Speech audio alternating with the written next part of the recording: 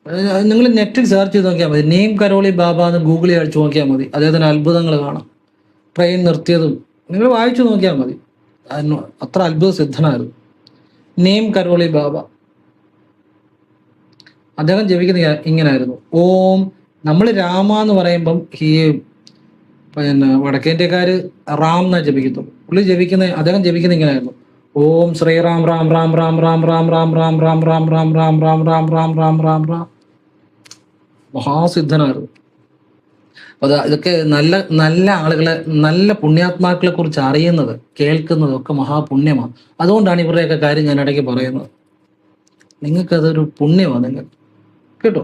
അതൊന്നും വെറുതെ ആകത്തില്ല, ഇത് പുണ്യമായ കാര്യങ്ങൾ. അതുകൊണ്ട് ഇടയ്ക്ക് ഇങ്ങനെ പറഞ്ഞു കേട്ടോ. അപ്പൊ ഞാൻ പറഞ്ഞു